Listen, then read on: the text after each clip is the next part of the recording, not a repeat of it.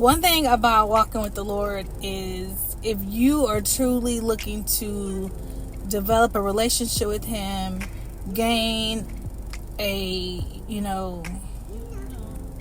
something new, like you tired of what you have been experiencing, you like there has to be more to life than this.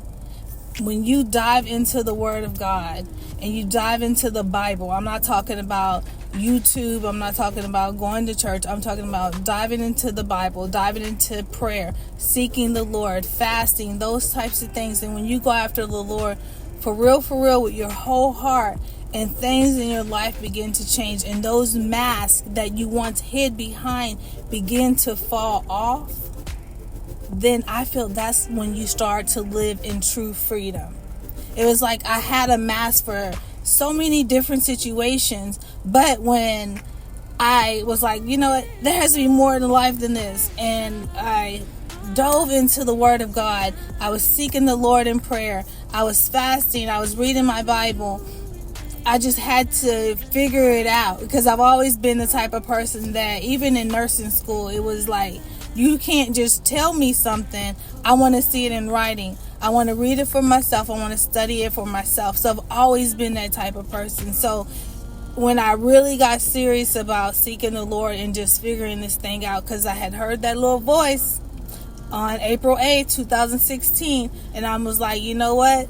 There's something behind that, and I knew it had to be Jesus. So I was like, let me dive into the Word, and that changed my life. Because one thing about Jesus, and people love to say Jesus is he's with sinners and he hangs out with thugs, and so it's okay for me to do this thing. But one thing about that, when they hung out with him, they came away changed. And a lot of times when we hang out with people that are of bad influences, we walk away with different masks. And then it's like, here it is, we picked up another mask. And that was never supposed to be a part of our journey. But when we take it to Jesus and we start to discover who God really created us to be and what we're supposed to accomplish on this journey, because at the end of the day, naked as we came in, naked we shall leave. Nothing matters other than, what did you come here to do? What was your purpose? Did you accomplish that thing? Because the cars, the house, the 401, none of that goes with you. That's all fine. That's all great. That all makes life comfortable while you're here. But it's like, naked as you came in, naked you should go.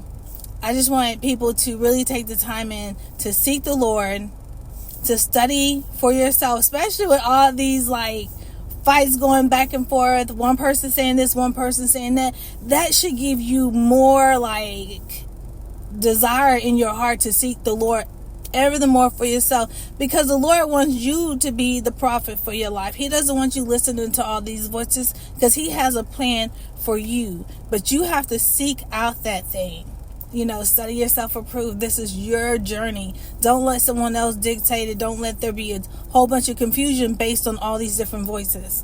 So follow for more. Peace, love, and blessings.